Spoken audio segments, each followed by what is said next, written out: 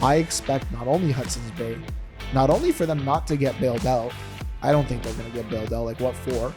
I don't think so either. But I expect to see more companies file for bankruptcy and creditor protection. I know a few people in this office that have like Teslas. There are people that love them, and all the power to them. If they're great cars and that's what you like, go for it. Just know that you're not doing it to save the environment. On one hand, Carney is trying to lead Canadians. Yeah. And then on the other hand, he's also pouring gasoline over the fire. Yes. He just broke tradition, right?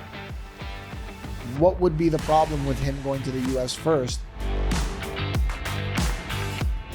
What's going on, everybody? Welcome to another episode of the Millennials Choice Show. I'm 𝐷𝐵𝐵𝐿, and I'm here with 𝐿. What's up, Marianne? You're a fan favorite. We're getting raving reviews based on Marianne being here. Amazing. How do you feel about that? You've become a superstar. I'm happy to be here. It's always a good time chatting with you, Matthew. Almost like a pop sensation of sorts. The next up and coming, Taylor Swift without the talent of singing. Yes, no talent in singing.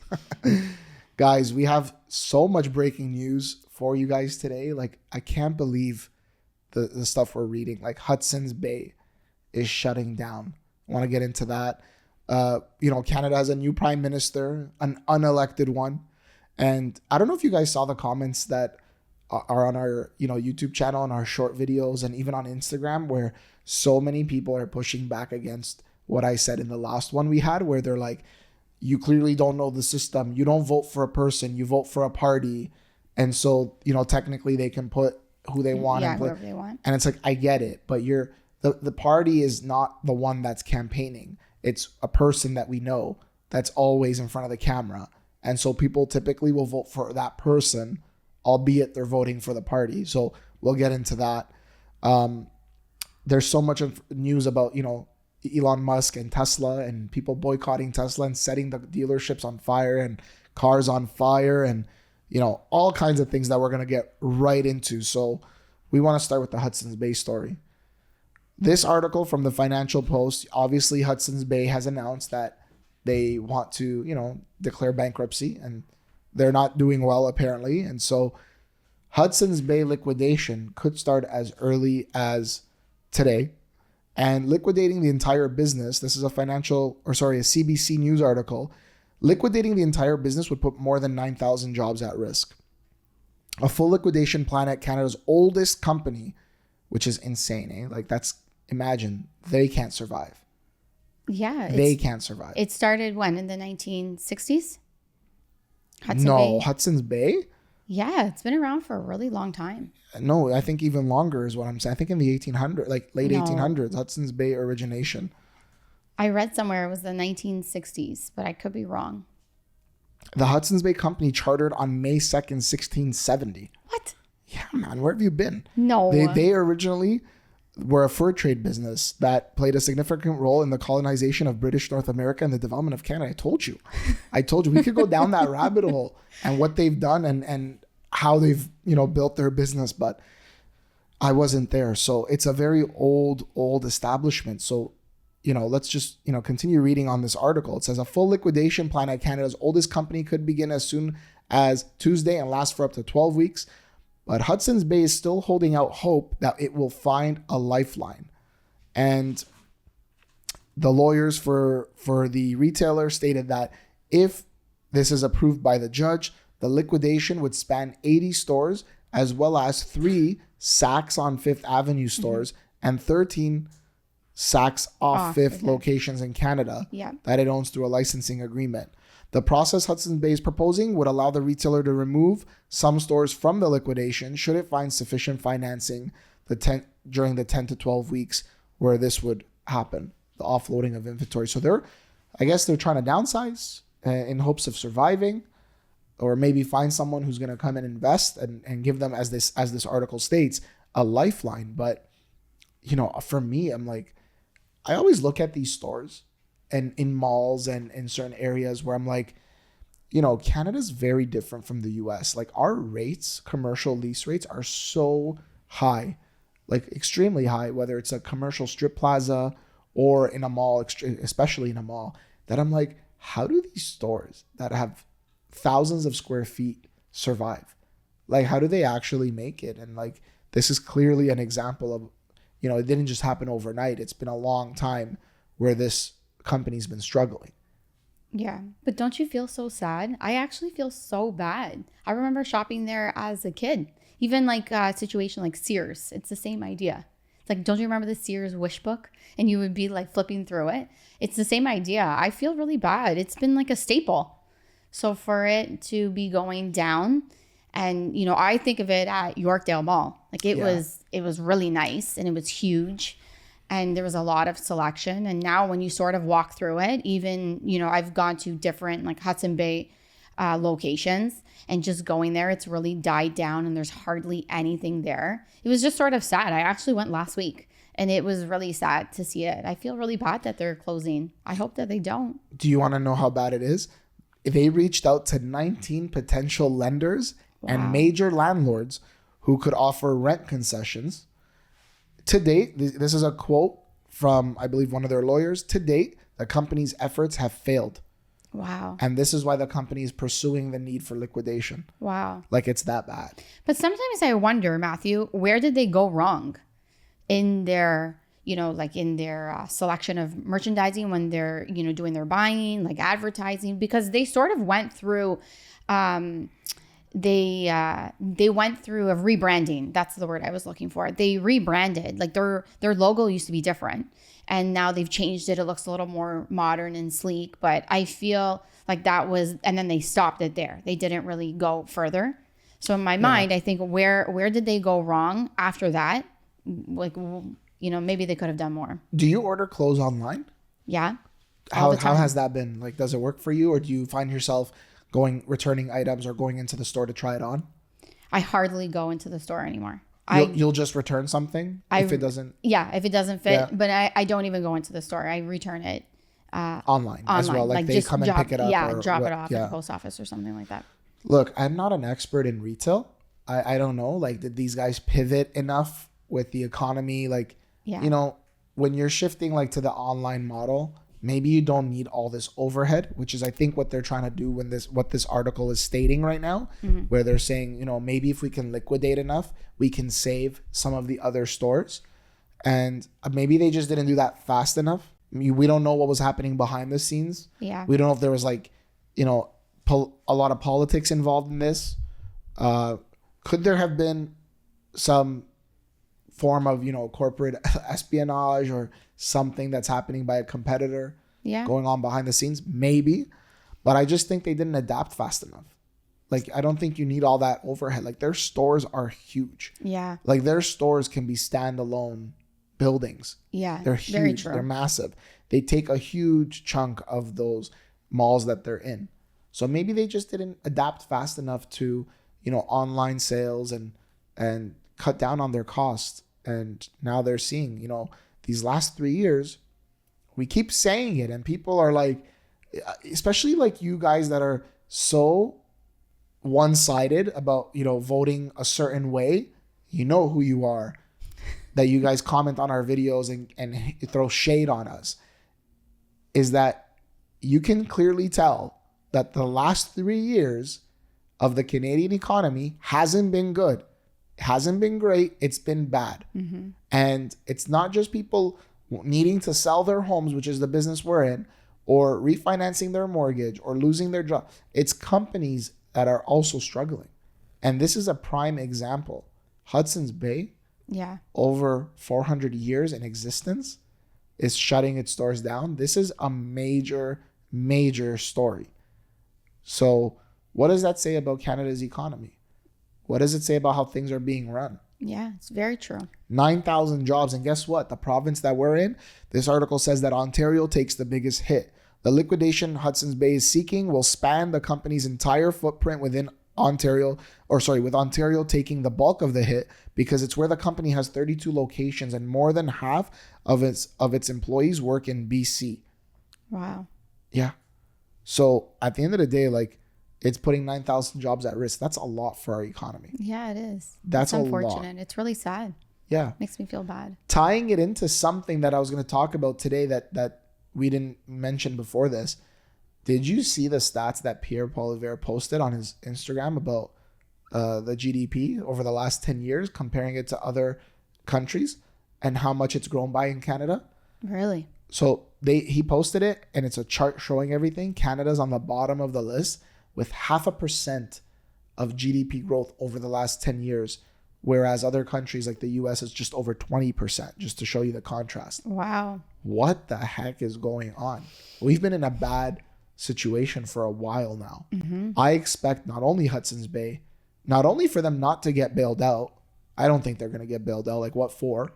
I don't think so either. But I expect to see more companies file for bankruptcy and creditor protection. Guess we're going shopping, Marianne. Getting some deals go hit up at the a sale Hudson's today. Bay. We're going to go hit up a sale today. Buy something for Sarah. Rest in peace, Hudson's Bay. I mean, we'll see what happens over the next few weeks, but I doubt it. If they've already gone to 19 potential lenders and major landlords who don't, but clearly this is not a, hey, can you help me out? You know, I'm going to be late on my rent payment this month. It's like there's a business plan. There's supposed to be a business plan, a path forward. And obviously none of these people or companies bought into it. They know something we don't know. And it's not like they've gone to a couple. They've gone to almost 20. Yeah. 19 lenders and other major landlords. So I think you're right, though. I think that a lot of other companies are really going to feel it.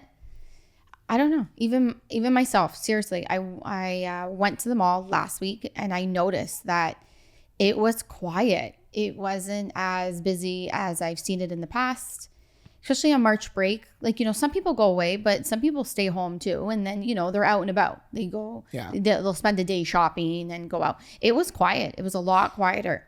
I did notice that. So they're feeling it. It does say that the company had 2 lenders interested in supplying the funding they needed, but 3 hours before the financing actually fell apart and the retailers scrambled to get an alternative together.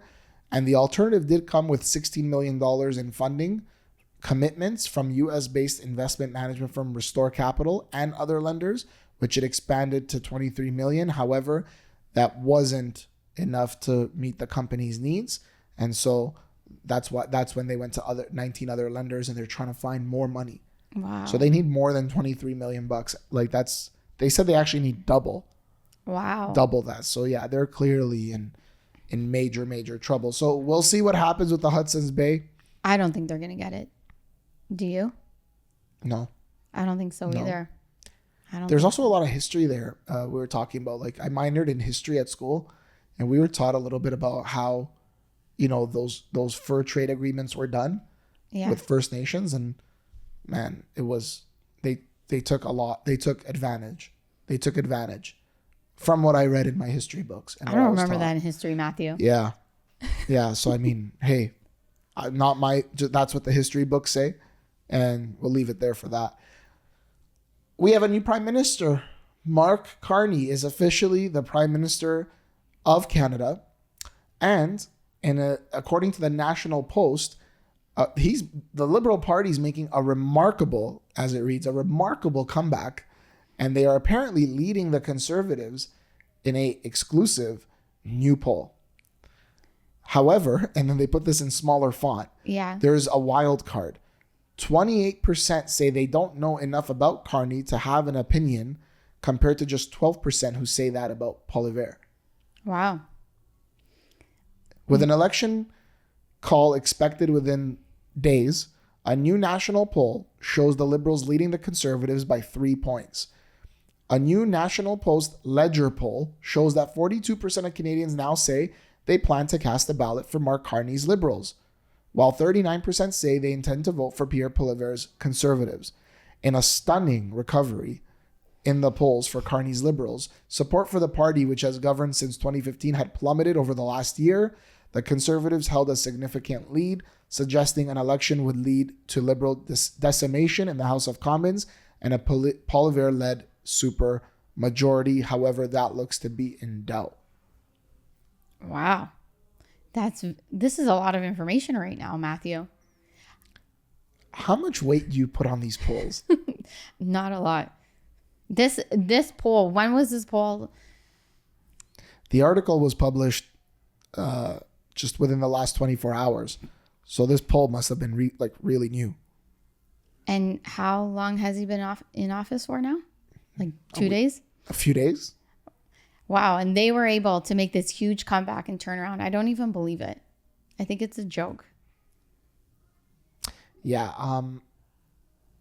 You remember when Kamala was put in and was running against Trump? And up until the last minute, everyone believed that she could win this thing. Yeah. But then it was a landslide majority victory for Trump. Yeah. I feel like that's happening here. Like, I feel like this is the same kind of rhetoric that the media has been putting out there. And it's like this. If you're going to vote, but you're at home and you're watching what's happening in the polls and in real time, and you see that the majority of Canadians are voting for Mark Carney, let's just say, and you want to vote for Pierre Poilievre, chances are you're not going to leave your house and vote for him if you think and know from what you see he's losing. You're going to say to yourself, what's the point? Yeah, why bother? Why bother? I don't want to leave my house and go vote. I do feel that part of like what we read in these articles and see in these polls or hear from them is for that reason, where it's just going to deter voters or sway some voters to say, you know what? Go with the flow. This is what people are saying. They're voting for Mark Carney. I don't want to be the odd person out. I don't want to be the minority. I don't want to speak up. And so I'm just going to vote for that same person, whether it's Mark Carney or whether it's Pierre Poilievre. But maybe people are feeling it now because, you know, here he comes, he swoops in. He's very polished when you look at him. He's a very polished person. And maybe, you know, the weather is getting warmer. People get excited. And maybe this is like a breath of fresh air for the Liberal Party. And now, you know, people are getting excited. Don't you think that that's a possibility?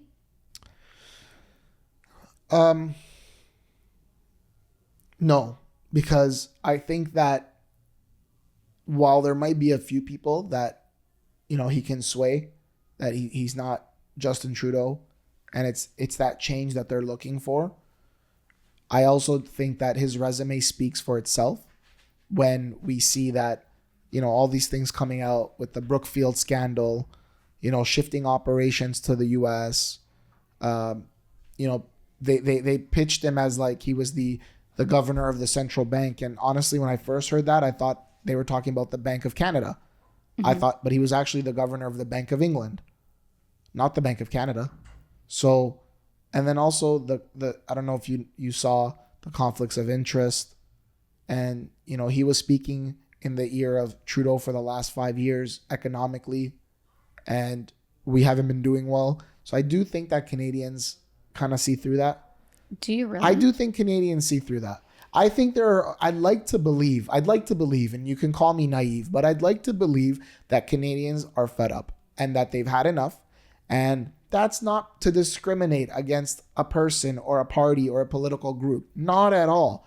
But I think they want a real change. And I think that they see Mark Carney as more of the same, whether it's leaning towards more of the same from an extreme point or less, not as extreme. But I think people have seen through it over the last few years.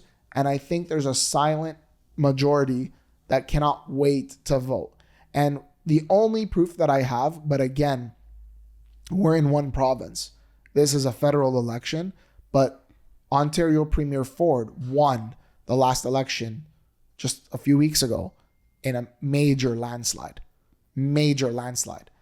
And there were talks that the Liberal candidate had a chance to like significantly win and take Ford out. And it wasn't even close. And she lost in her own riding. Very true. So, but then again, there are some people that are winning in certain areas that are Liberal. That you know, it's not 100% conservative. So Canada's very unique. I'm not sure exactly what's going to happen. I think it's going to be harder for the Conservatives now that he's in, because at the end of the day, I truly feel like a lot of people have come to not like Justin Trudeau.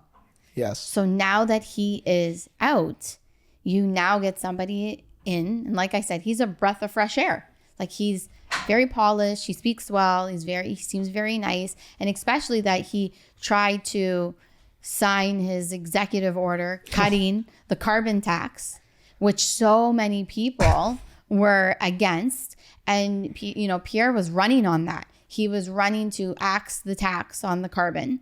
So now he's come in and he said, you know what, we're just going to get rid of it. So this is now he's appealing to those voters that, were sort of standing with Pierre and saying, we do not want this carbon tax. And now he's come in and he's saying, you know what, we're going to get rid of it too. So I think it's going to be a little bit harder for Pierre now that a new face is at the front of the Liberal Party. So we don't have executive order powers here.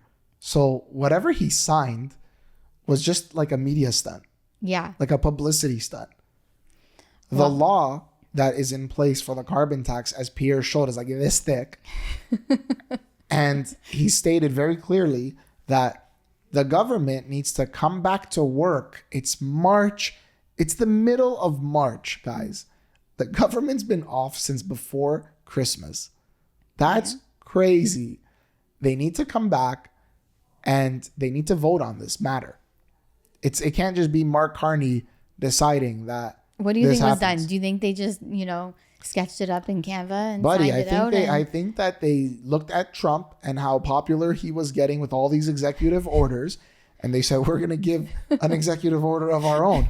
And they created a red brochure or whatever it was. Yeah. He signed the piece of paper and closed it and showed the brochure. What I didn't know what to do. Like, it was like awkward. It's not real.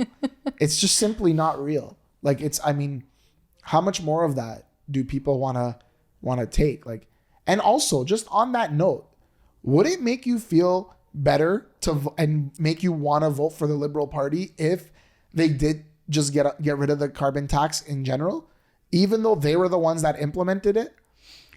Like, hey, let's go down that rabbit hole. So we're gonna put this in. We're gonna make it hard for you. We're gonna raise it every single year. He was advising Justin Trudeau. He was advising him for the last 5 years. So obviously conversations about the carbon tax came up. Mm-hmm. And then they're saying, we're going to get rid of it. So they're trying to obviously stay a few steps ahead of Pierre. Because then what does Pierre campaign on if they're going to do that? But hold on. Let's say they were sincerely going to remove it. But they're the ones that put it in place. Yeah. What if they just want to remove it to win the election and gain people's vote and popularity? And then once they're in, they disguise it as something different and implement it again. What's going to stop them? I think that is a good possibility. But you want to know what I find the problem is? And I don't, everybody is like this. You tend to forget. You tend to forget the bad stuff, right? And the good stuff. Well, that too. But in this particular case, people aren't thinking, hey, the Liberals are the ones that put this in place. They're literally looking, hey, he wants to cut it out. See, this is a great thing. Yeah, because the problem is, although we vote for the party, we were they made Justin Trudeau to be public enemy number one. Yes. Which I said before is a mistake.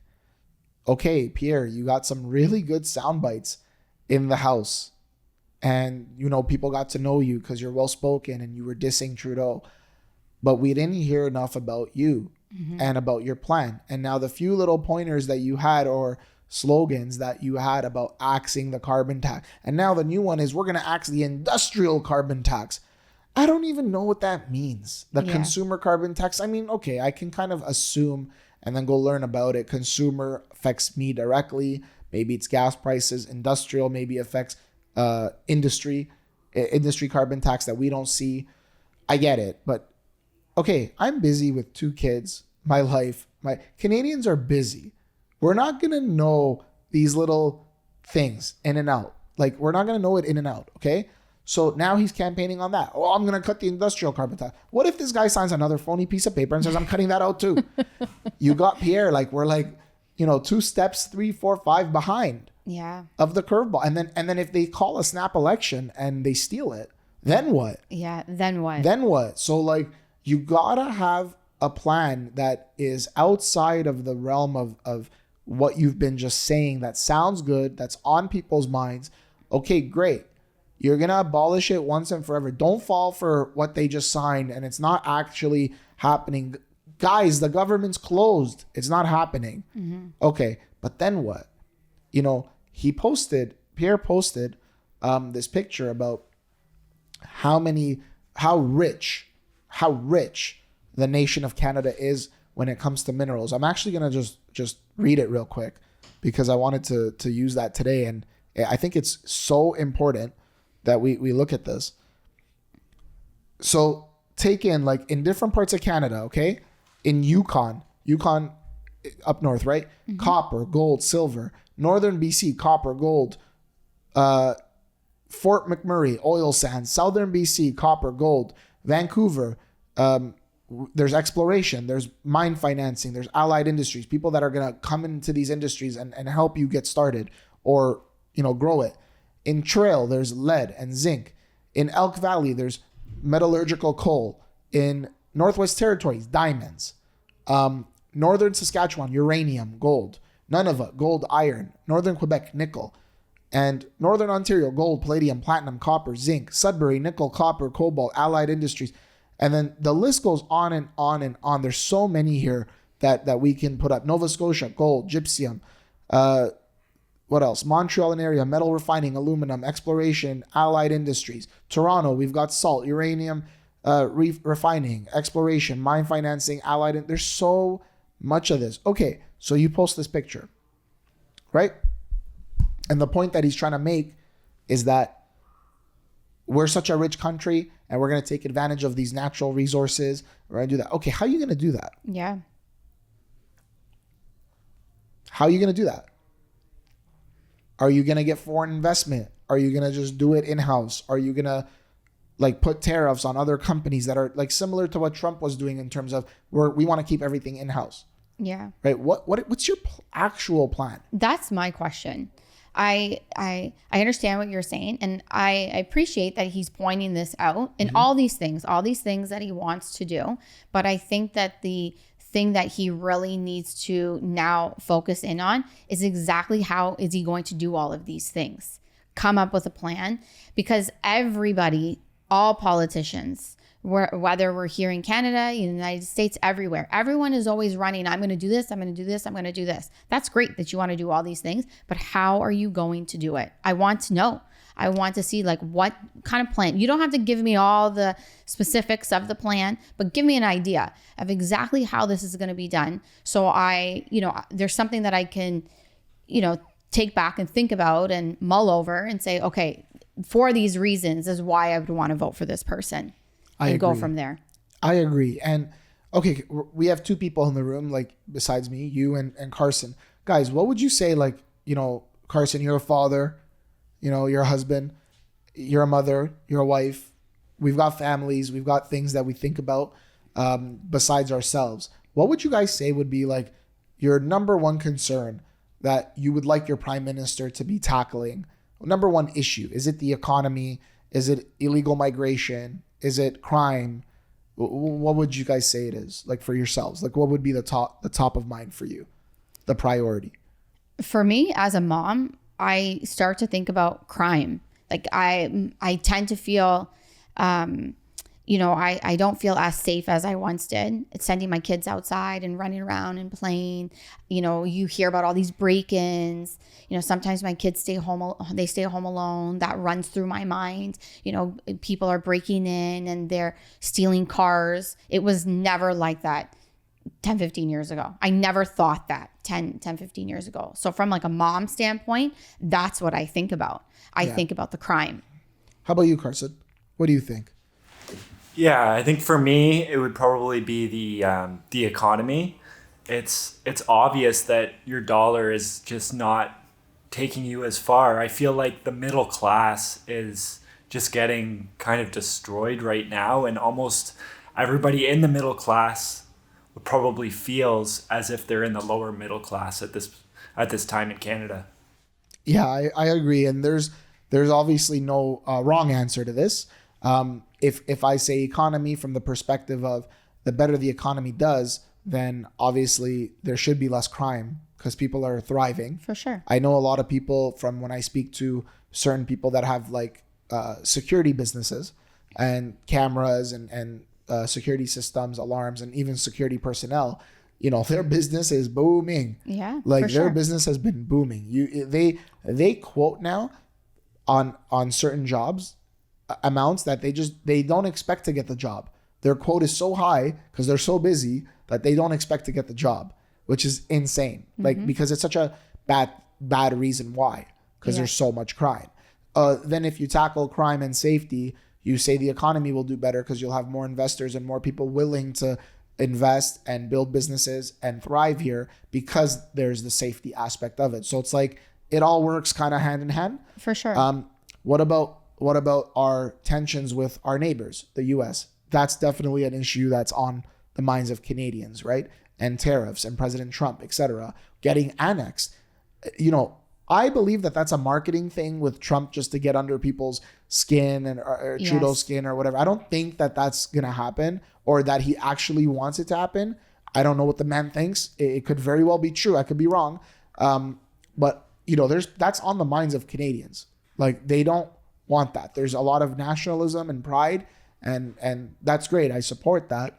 You know, I don't support like booing a national anthem where people went to war and died for their country, but that's just my opinion. So there's all these issues, right? And the reason why I just asked you guys that question is because what are we hearing from both sides on these issues? Yeah. Like, what are we voting for? What are we voting for? The best polished guy? Yeah, it's true. It's Like, very true. Where's the conversations about this is what's happening with illegal immigration, with crime, with this and that? We can't just, Pierre, hear about bail reform. Yeah. Like Trudeau's bail, again, another shot at Trudeau. Canadians want to know, why is this happening? Why are people that, you know, we go on social media, the feeds, right? Oh, person that was let out on bail after, you know, having 27 charges and whatever, just murdered this person. Like, why release is that next day. Yeah. Okay. So we see that. That's what we're seeing every single day. And then you get a politician coming on and saying, you know, well, it's heartbreaking and it shouldn't have happened. But what are you going to do to stop that? What are you going to do about that? Are you going to put mandatory minimum sentencing on carjackers or people that are involved in home invasions? Mandatory minimum sentencing. Is that on the table? What's your actual plan? And I think sometimes a lot of these politicians don't go far enough to give out, you know, their plan or come up with a plan because maybe they don't think they're going to win. Maybe there's that chance of we're not going to actually win this, or, you know, they might get discouraged when they're seeing these polls or these articles or these headlines. But you need to get in the face of everyday Canadians that are going to be voting and say, these are the issues that in the first 100 days, if you want to call it that, we're going to be tackling. You know, and it's interesting that you say all these things because this is one of the reasons why I think that a person like Trump ended up winning, because he was willing to say what a lot of people were thinking and asking a lot of questions of what people wanted to know. And they had those questions themselves and he was willing to say it.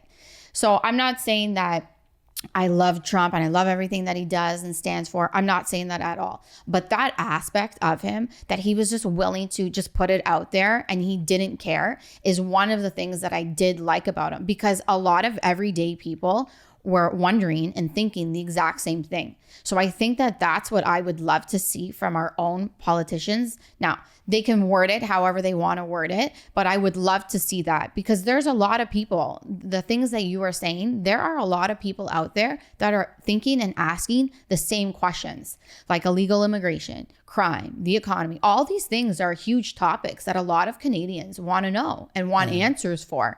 So if whoever political party, they need to come out there and they need to start saying more instead of just saying, I'm going to do this and I'm going to do that. I want to hear more. And I think that that would resonate with a lot more Canadians. Yeah, like this strategy that I'm seeing from the Conservatives reminds me exactly of what Erin O'Toole did. And he was just attacking, like even during the debates, he'd, you know, cameras this way and then he'd turn to Justin Trudeau and just start ripping into him. Yes. And Justin Trudeau would say the politically correct thing and, whatever, and it worked out for him. Yeah. But ultimately, it worked out for him. But we got to know more about both candidates in terms of what the plan is. Yeah, I would love to hear that. The Liberal Party, we know because they've been in power for 10 years. We know what the plan is, more or less. It's been happening for 10 years. Yeah. So you want more of that? Do you want certain people in your kids' schools teaching them about story time about certain things that kids should not be learning in schools? Yes. And should be learning at an age where they're much older and it's appropriate and it's a certain setting? Do you want this whole confusion of genders and stuff? Because that exists in Canada. I don't know why no one's talking about that. Trump campaigned on that. And it was one of the first promises he made and dealt with it during the executive orders that he was signing, right? Talk about issues that affect everyday Canadians and what's your plan? Take a stance. One side's already taken a stance. This is our position. Yeah. This is what we're doing. Whether they talk about it or not, we know because they have a track record for 10 years. Yeah. What's your stance if you're Pierre? Where do you stand with that? Yeah. Where are you at with all these issues? Yeah. Do you even see them as issues? Maybe you don't see them as issues. Maybe you don't think there's anything wrong with that. Maybe you don't think that the government funding, children's surgeries, sex changes, maybe you don't see a problem with that. I want to know where you stand on that. Yeah. He sort of tiptoes around it sometimes. He tippy-toes around it. Yeah. Which all the time. It doesn't fly with me. No, because at the end of the day, your opposition has clearly stated where they stand on that. Yeah. So where do you stand on that? Yeah. I want to hear about these topics. I want to know because the future of Canada depends on it, and the future of my family also will be impacted by it. Absolutely. So I want to know, right? Shifting a little bit of gears, we'll get back to the politics in a minute. Canada has a Tesla problem. And apparently, this article prepared by The Logic, which is Canada's business and tech newsroom, states that it's not because of the cars themselves or the fact that it's about going green or anything like that. It's actually an issue with the person who brought them into existence, Elon Musk. So there have been people obviously recently that have been boycotting Tesla. They're setting the cars on fire, dealerships, the stock has plummeted. And this is all according to, the left-wing media, that it's according to because the relationship with Elon Musk and Trump and calling him a fascist and just really disagreeing with him. And so boycotting Tesla has been a thing recently.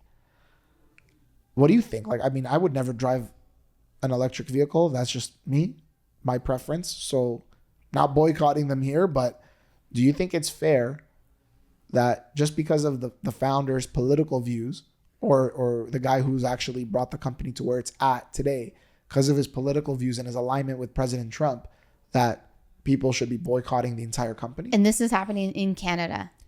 All over the world. But this article is from Canada, but it's happening all over the world, even in Europe. I think that's crazy to me because, everyone's entitled to their own opinion. That's what I think is the problem with today's society. If you don't agree with somebody and then you start going to extremes like this, Elon Musk, whether you agree with him or not, is entitled to have his own opinion like you are. So why is there a need to start burning all of his vehicles? It doesn't make any sense to me. So check this out. The article states, for now at least, the anti-Musk movement Wow. is ascendant. About 75% of 1,450 Canadians that were surveyed last November had low trust in Musk's opinions on Canadian politics, according to the Canadian Digital Media Research Network. And this got worse when Elon Musk went on Twitter and said that Canada is not a real country. And then apparently he deleted that tweet. Oh, he did? Yeah, apparently. Well, so he should have. On one level, the Canadian anger is part of a global protest movement that took off after Musk threw up the hail-style salute at U.S. President Donald Trump's inauguration. And then in the days and weeks that followed, swastikas and anti-Musk obscenities were spray painted onto Tesla vehicles, chargers, and dealership buildings in several countries, as among other acts of vandalism. In Germany, anti-fascist activists projected the word hail next to the Oh my Tesla gosh. logo on the side of the company's factory. That's crazy to me. Yeah, lots of vandalism on the cars, on the dealerships, and, you know, all kinds of stuff. And this outrage that's been going on. In recent weeks, politicians from former Liberal leadership candidate Chrystia Freeland and even 𝐤𝐵𝐵 and Toronto Mayor Olivia Chow have threatened retaliation against Tesla through doubling the price with 100% tariffs, excluding it from the incentive programs, or both of those options. Wow. This is ridiculous to me. Wow. This is okay, but just a question. So now they're gonna slap some tariffs on Tesla. Not some tariffs, 100% tariffs, which would double the price of these cars. Okay, but didn't they want people to go electric and start driving around with electric vehicles by 2030, right? Yeah. I know, but the thing is, it's that like there are other options in the market now. It's not just Tesla. Although those other companies like Ford and stuff, like they're also losing billions because nobody wants them. But aren't they dropping them too? There's car I companies saw that they are were dropping them, it. yeah. I'm pretty sure Ford was dropping it. They said that they're gonna go back to what they were doing. But Yeah, because who wants an electric vehicle, Matthew? Do you? there's a lot of people, Marianne. I mean, looking even outside in our parking lot, I know a few people in this office that have like Teslas. There are people that love them, and all the power to them. If they're great cars and that's what you like, go for it. Yeah, Go for it. Like I don't care. Honestly, don't care one way or the other. Just know that you're not doing it to save the environment. Well, but that's what I'm getting at. Don't at. come to me with this on this high horse of you're trying to save the environment. No. If you've ever taken the time to challenge yourself and go look up videos on how all those batteries are created and mined and the lithium and all this stuff, Yeah. you are definitely not saving the environment. You are probably harming it more because it's actually causing more harm to the environment than it is, creating oil and gas. That's a fact. Google it. Don't ask me, where's your proof? Like one guy in our last video, he's like, where's your proof? I literally sent him the Google link.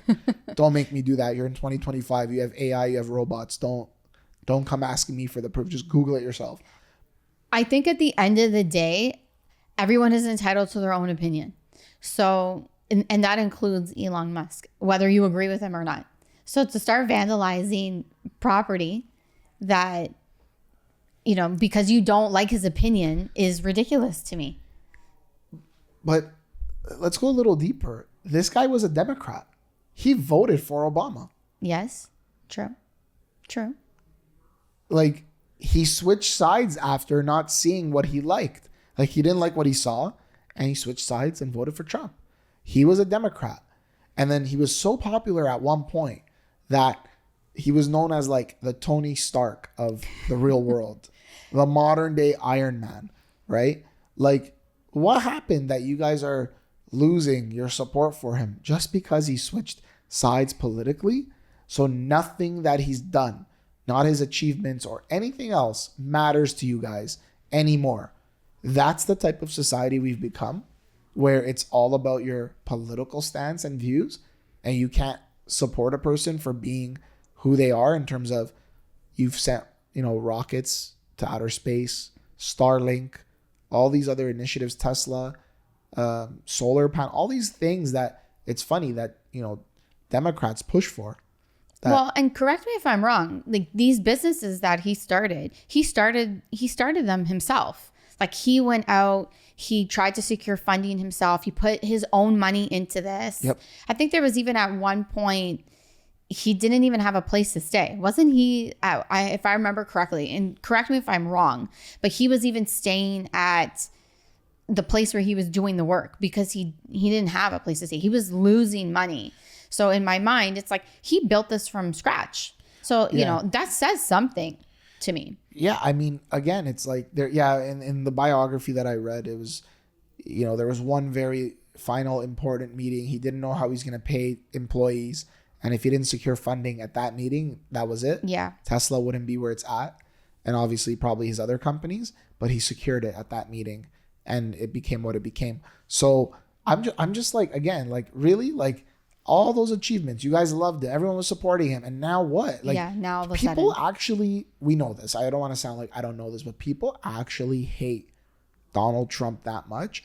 Or do they hate what he stands for? Do they hate all Republicans like that equally? Do they hate all conservatives like that equally? I had a guy tell me, because everyone thinks I'm conservative because of the way I go, like the way I talk, but it's not the case. Like, I'm not saying I'm a liberal either. I like to consider myself center, mid. But one guy called, he's like, you have no right to speak about this. You're not indigenous. Wow, okay. I'm like, wow, okay, that's a little extreme. But do people really hate that side that much? Like, what about tolerance? What about this message of unity and love and tolerance? Yeah. Where is it? It reminds me of scripture where it says, even the tax collectors and sinners have people that they love. But true love is when you could love your enemy. Yeah, absolutely. Like, what world are we in right now? Well, the vibe that I get from them is that they only want you to tolerate their thoughts and their opinions. But then when it's flipped, they don't want to tolerate your own opinion. So in my mind, it doesn't work that way. I will accept whatever it is that you're feeling and you think, that's fine, but it needs to be reciprocated back to my beliefs and my opinions and my thoughts. Yeah. Well, we'll see how these things play out. Obviously, I think Musk became public enemy number one when he bought Twitter. Yeah. You know, it was a big free speech sort of thing movement at the time with Joe Rogan and Twitter, and he restored a lot of people's accounts. Because don't forget, Twitter got rid of President Donald Trump's account, banned him, and then created Truth Social and banned him. And meanwhile, Al-Qaeda was tweeting in the mountains of wherever they were hiding. And they were tweeting still all over Twitter. What's that all about, right? That's such a wild time when you really think about it. But again, people forgot, right? Like, it's not something we think about. It just came to my mind. Yeah. Shifting a little bit of focus, I want to get through a lot of these topics. Canada's Carney, the Prime Minister, sends a message to Trump as he chooses Europe for first foreign trip as Prime Minister. This is from CNN. It's a CNN article. And they see, there's a picture of the French President Emmanuel Macron, and he's welcoming Prime Minister Mark Carney to Paris. And this is a tradition that the new Prime Minister of Canada visits the US first. So he broke tradition by visiting Europe rather than United States. And he was welcomed warmly by France and UK. And Carney was welcomed by Paris by a cheerful president before arriving in London, where he met with the Prime Minister and had a private audience with King Charles III. Switching between French and English in a news conference, Carney told Macron that Canada is the most European of non-European countries, and promised to be a reliable, trustworthy, and strong partner to Paris. And then the French president praised the Prime Minister, stood side by side with him, and said, "We're welcoming a friend, and we're receiving you with a lot of joy." Wow. Yeah, and Carney described Trump's plan to annex Canada as unthinkable and disrespectful, and said the U.S. president needed to stop such comments before we sit down and have a broader conversation about our partnership. He also disclosed that the country was reconsidering whether to purchase U.S.-supplied F-35 jets, and said he had spoken with both UK and French officials about deepening security, military, and economic ties. He also signaled readiness to talk with Washington, saying Canada wanted to talk about the two nations' overall commercial and security relationship. When the United States is ready to have that conversation, we're more than ready to sit down, Carney said in London. Wow. That's bold. That is bold. That's bold. How do you think, I wanted to ask you this. How do you think, so he's saying whatever he wants to say, Carney, but how do you think that Trump is taking that? Do you think that in his mind, he's thinking to himself, I don't care? I think Trump looks at this and says, okay, France, okay, UK, we're the ones helping you guys out. This is all boiling, like this is all causing Trump to get angry. I strongly believe that. This So on one hand, Carney is trying to lead Canadians. Yeah. And then on the other hand, he's also pouring gasoline over the fire. Yes. He just broke tradition, right? What would be the problem with him going to the U.S. first in one of his, the day that he became prime minister, the next day, the following days, going to the U.S. and having that conversation with Trump? I would have loved to seen that. Well, he's thinking, you know what? You're being pushed off to the side because you're pushing Canada off to the side and not caring about us. So you know what? We don't care about you. And he went to France. But on the other hand, I really don't like what Trump's been doing with us. I really, really hate it. I hate it. Yes. All of it. All of it. I don't want to become the 51st state.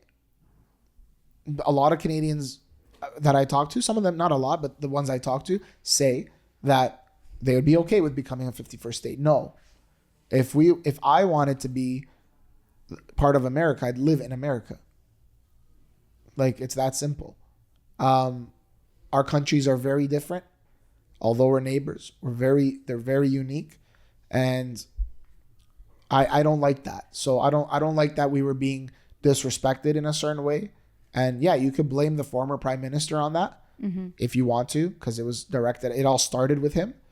But at the same time, this prime minister is not doing anything to help that issue either. Yes. You can say what you want about Europe. America is the second largest economy. And they're our neighbor and they're the largest military right now. We should be aiming for peace and for a win-win solution. But I don't like what Trump's been doing. So on the other hand, Carney doing this shows Trump that, okay, you want to push your friends away, then we're going to band together and we may not see eye to eye on things anymore. We might not be the greatest of neighbors or have that strong relationship we once had, our countries had. So on the other hand, he might be doing what is best for Canadians in the sense of, okay, you don't want to have this relationship and we're supposed to be one of your best allies, then we'll look for relationships elsewhere. And that's not just for Canada. Other countries are going to do the same thing. Yeah. Other countries are going to do the same thing. And they're going to say, you know what? You're being too aggressive. There is a point in deals, in business, that you're being too aggressive. And you have to dial it back a little bit. There was no need for Trump to do what he's doing unless he wants to decimate the economy of Canada and truly annex us. Maybe that is the plan. But so on one hand, maybe Carney should have still sat down with him and then went to Europe. Yes. On the other hand, it is a strong, a strong signaling saying that we're going to continue this way and we're going to go form new alliances. And it's not just Canada doing that. Saudi Arabia, during Biden's presidency towards the end, didn't renew the oil deal that they have for the last 75 years, where oil was to be traded in US dollars. They opened it up to crypto and other currencies. Then there's the alliance of BRICS: Brazil, Russia, India, China, and South Africa. And then there's lots of other countries that have also joined that. And so there's new alliances being formed. So Trump should know that. And I think he does. And I don't think he should have dialed it back a little bit. I don't think he should have been so aggressive. And I don't think he should have done what he did with Doug Ford. You're throwing shade. You're doing all these tariffs and all these things, and you're throwing shade to Canada. And then we have to fight back somehow. We're not just going to give in to you. Yes. And if electricity is a part of that, because we have the electricity, then we put a tariff on there, and then you doubled your tariff. Like, this is like little kid stuff now. Yeah. You did this to me, I do this to you now. And it's like, how is that progressing things? Like, what do you want? What do you want, Donald Trump? Like, what do you want? You want more border security? What is it that you want? Like, tell us what you want exactly. And if you truly want Canada, whether they win or not ultimately in the end because of their military, Canadians are not just going to roll over. Yeah. And I feel like as well is that he's been adding more fuel to the fire. So, he now put on that you need to register if you've been there for more than 30 days. It's like we're supposed to be friendly neighbors. And then now you're adding more to this. You're making it harder and more difficult. So I don't know. It's hard. It's hard to, I feel like as Carney is the new prime minister, it would be difficult to navigate this. Like, do you not go and go to Europe first, or do you go and then, try to solve this? So I don't blame him to a certain extent, because what would you do? It's very difficult to navigate. And then on top of that, you have the entire country watching you trying to navigate it. So I do feel for him in that sense. But I do think that I agree with you. Donald Trump should be dialing it back a little bit and, trying to come to some kind of agreement and trying to sort this out. Because in my mind, okay, I know he's America first, but, Canada wants to look out for itself as well. So it's like there should be a happy medium. There should be some kind of, resolution to this. And then the other problem is that Doug Ford went down there. Pierre didn't. Yeah. I think Pierre should do it just for photo ops, at least. Mm-hmm. Go and get an endorsement from Trump. Go and see what it's all about. Lay out the game plan. Again, have a plan. Yes. You can't just say things off a podium. Yeah, I agree. What are you going to do once you're on the big stage? Like, you have to have that plan. Go sit down with him. I'm sure Carney's going to go and sit down with him. I'm sure that's going to happen.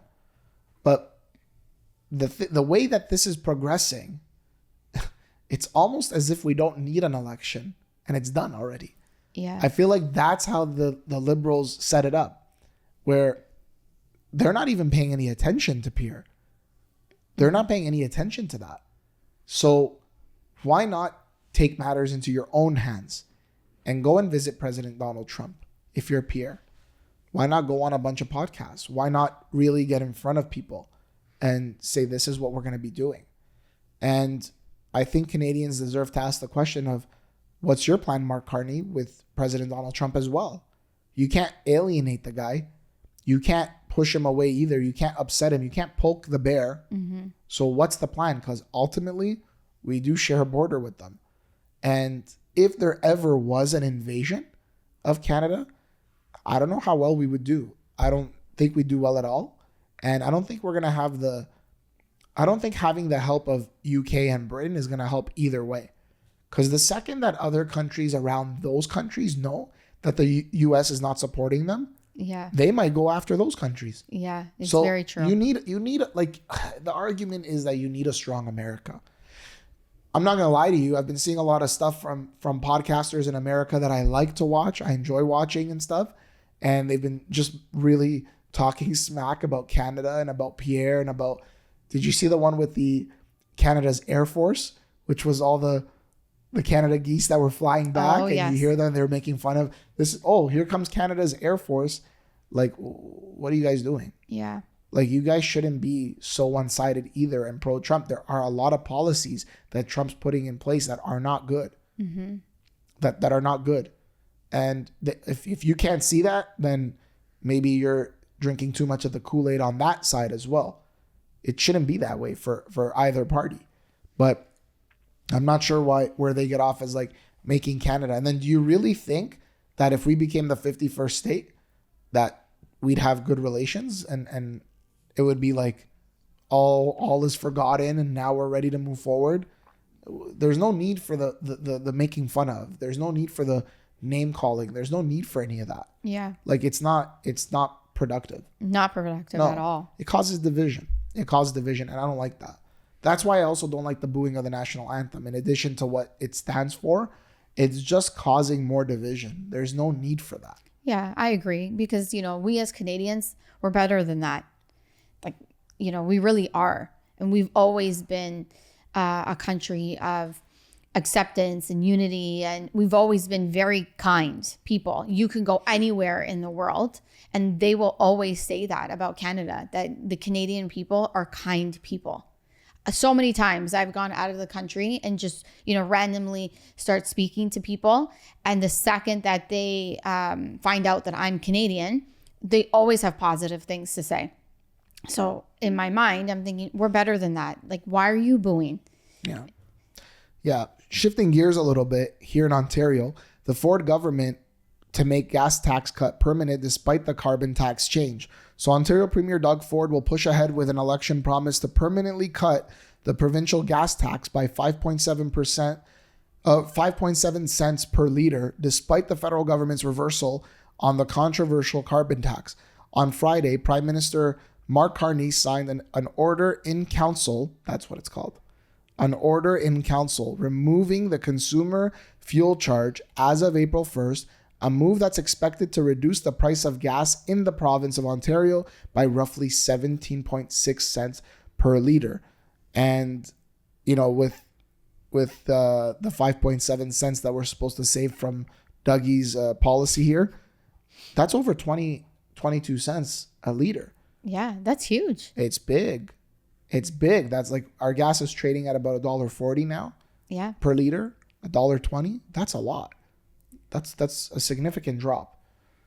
So I like it. So does that mean food prices will come down a little bit?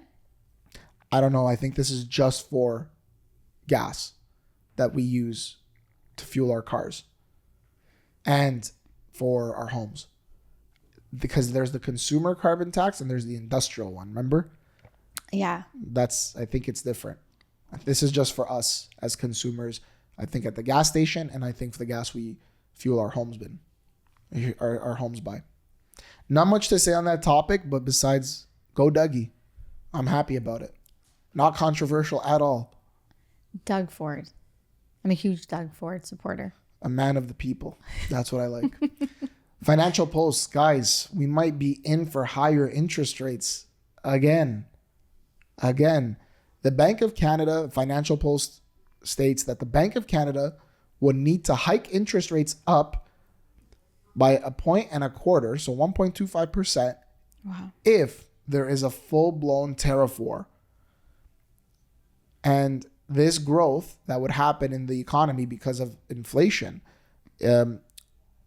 inflation would rise, it would soar, and growth in the economy would go down. The economy wouldn't be growing. We'd be probably in a recession or depression, and inflation would soar if the tariff threats were actually fulfilled.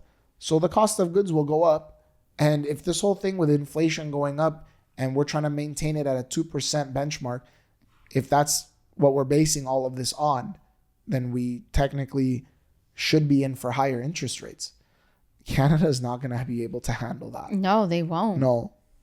We can barely handle these lower rates after they were raised for like 2 years. Yeah. And then the last 6 months or so, 6 or 7 months, rates have been slowly coming down. Even the last interest rate announcement in the second week of March was a decrease, was a cut.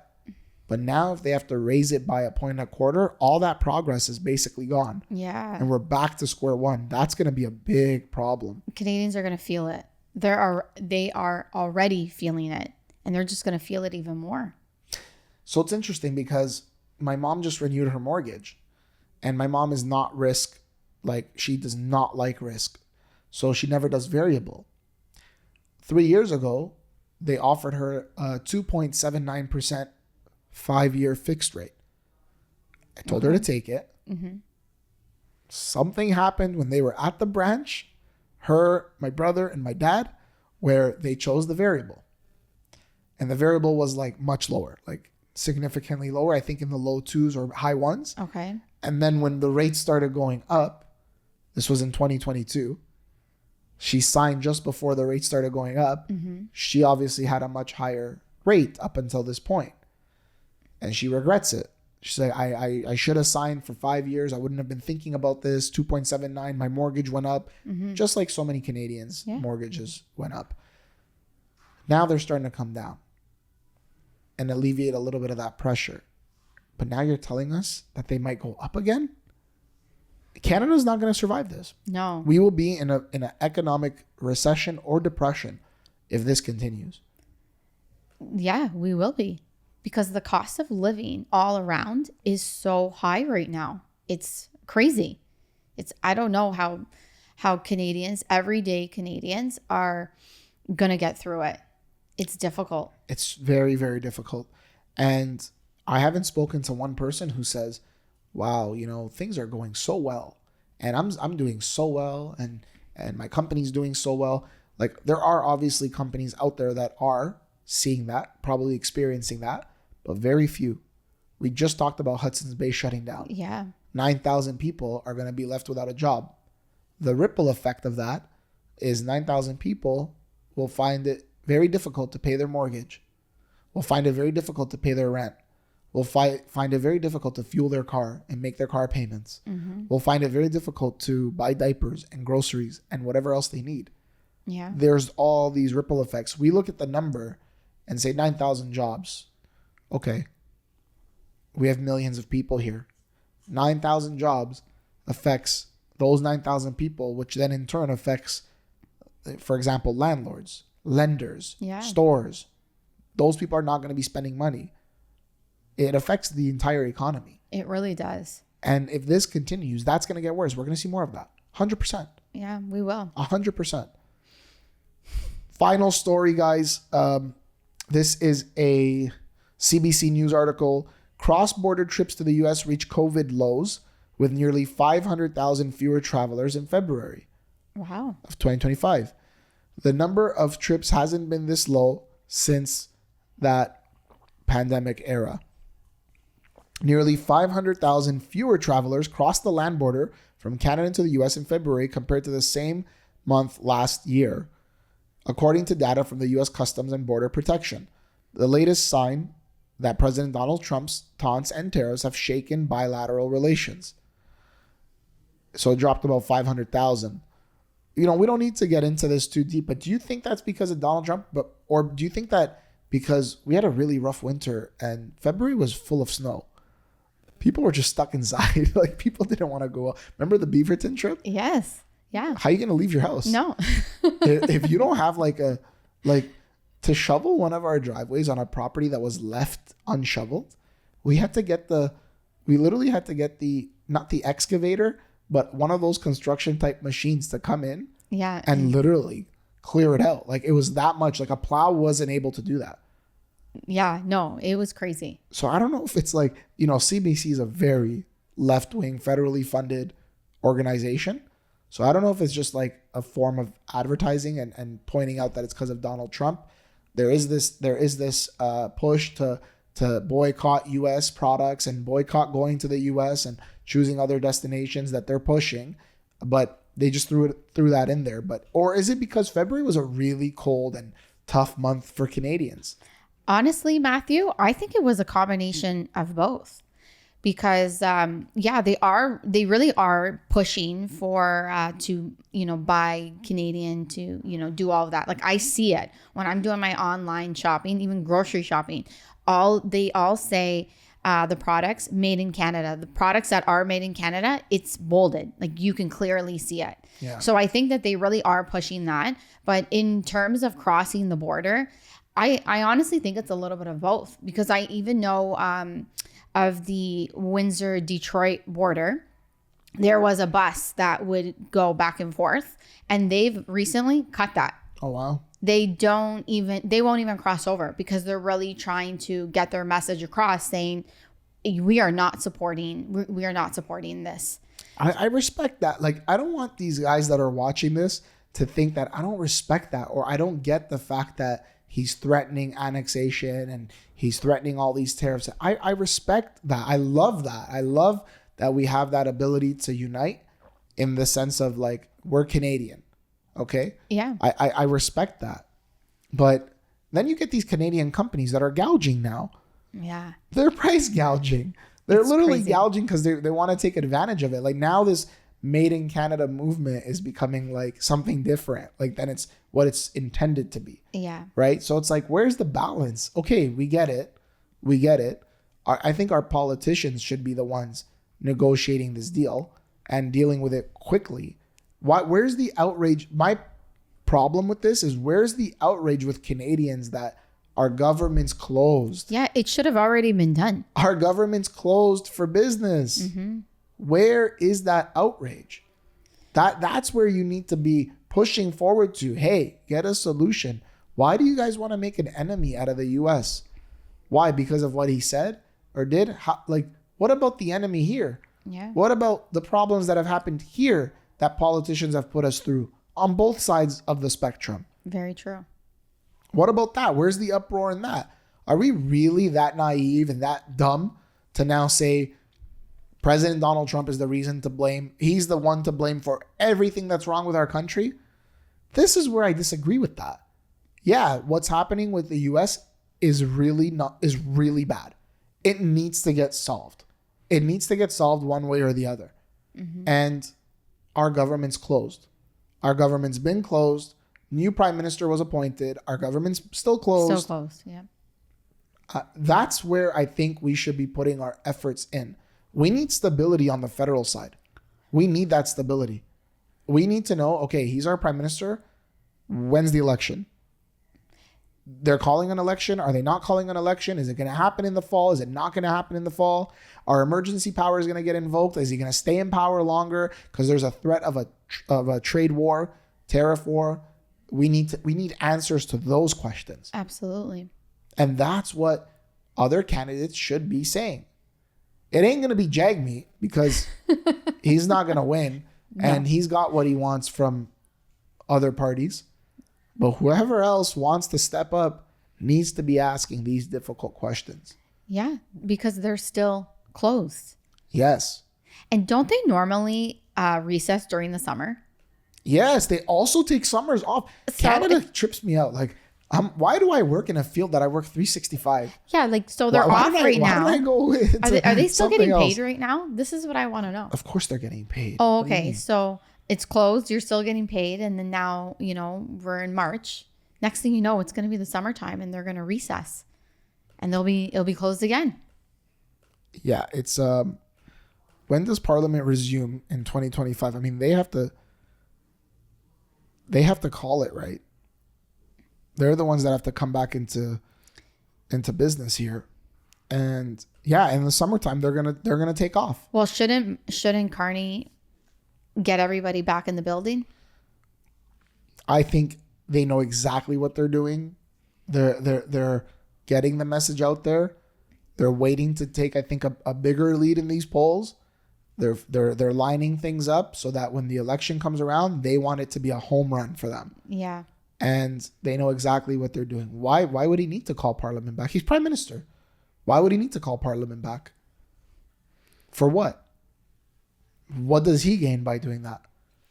Nothing. Yeah. Nothing. Trudeau did a bunch of stuff before he left office. A lot of laws are already passed. There's some things that need to be smoothed out now, figured out. He went to Europe. He doesn't need to be here. No. Went to Europe. He's going to go probably to the US, probably to other countries. We might see him in China. We'll have to wait and see, Matthew. We might see him in China, but I don't think this is a game they want to play very much, like for a very long time, unless they truly in their hearts believe they're going to win the election or they're going to stay in power.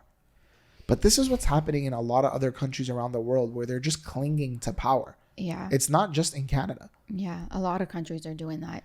If Canadians vote and the majority votes Liberal, I'll say, okay, majority voted. Everyone had their day not in court, but everyone had their day at the polls, and the Liberals won. If Conservatives win, okay, the country has spoken. Mm-hmm. But we're not even there yet. Like we haven't had an election. It's that simple. And I think that's what the problem is too, is that we as a country, we can't even progress forward. I find it very difficult to progress forward. Like we've mentioned earlier, like there's no game plan. You're saying all these things, who's going to be doing what, but nothing is happening. Like everyone is not out of office. They're recessed. Nothing is progressing forward. So I find that as a Canadian, so frustrating. So frustrating. It's like the weather is taking a turn. Everything, the sun is starting to shine. And it's like, where is everybody? We started off so well in 2025. I think a lot of Canadians were happy at that time that President Trump won the election. Yeah. I think Canadians were very happy about that. I think we got even happier. I mean, I had some birthday cake type of thing celebration when Trudeau announced his resignation. Mm-hmm. People were very happy about that. I think there's videos of people like in all kinds of places just cheering. Yes. Yeah. Rates were coming down. Groundhog said early spring. Yeah. There's been a lot of like positive developments, and then tariffs, and then a new prime minister. Like people, we realized how that process works in terms of they were just going to appoint somebody. Yeah. Right. I just found out that Parliament will reconvene on March 24th. Oh, okay. Yeah, they're back March 24th. And just so we know, under Canadian law, when Parliament is suspended, any government bills that have not yet received royal assent are considered to cease to exist, and government committees will not sit again until the suspension ends. So that needs to happen. And also, this may influence the timing of the 2025 federal budget, which usually gets dropped in March. I think it actually should have been dropped by now. And all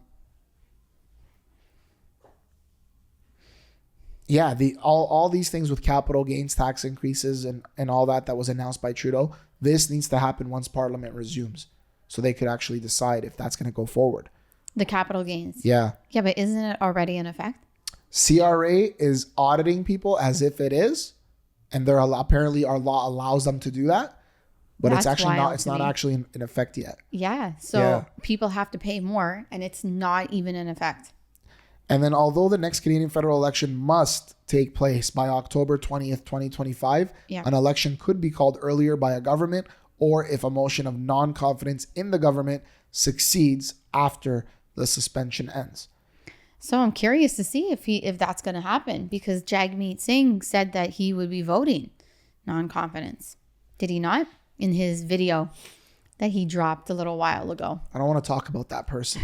Honestly, I dropped his name earlier. I regret doing that. Oh my I might God. cut it out because I don't want to talk about that person. That person doesn't deserve to be talked about. He doesn't deserve any attention.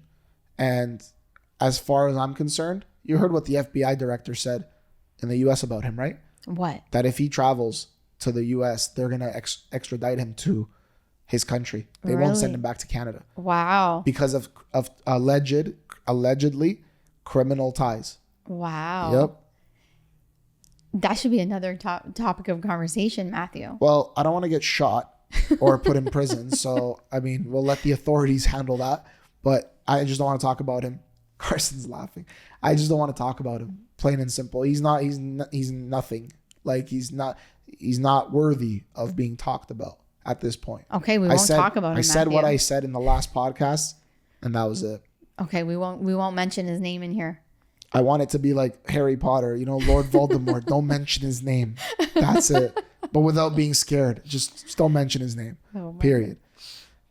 This was a lot of topics. We've been talking for I think an hour and a half, if I'm not mistaken. Oh wow.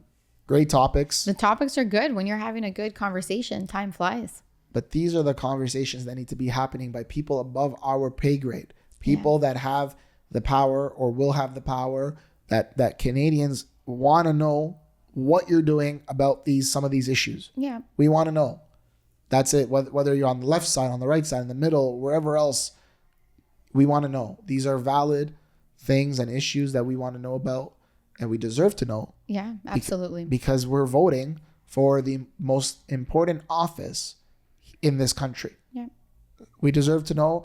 2025 is going to be very volatile, but I think we're going to get a lot of answers. And I'm really hoping that the way that the country's going, the direction that this country's going, that it's going to be going in the right direction. Hopefully, once the dust settles here. Yeah, and you know what, Matthew? I think at the end of the day, I personally want every Canadian to know that, listen, you're going to go through highs and lows in life, even as a country, personally, right? You're constantly, always, nothing is going to always be amazing and on a high. There will be times when you're going to hit a low point, personally, in, as Canada as a whole, but one way or another, we will get through it. You always will get through it. And sometimes it takes a little bit longer than, you think it will, but we will eventually, like as a country, get through this. And I truly believe that we will at the end come out stronger than ever before.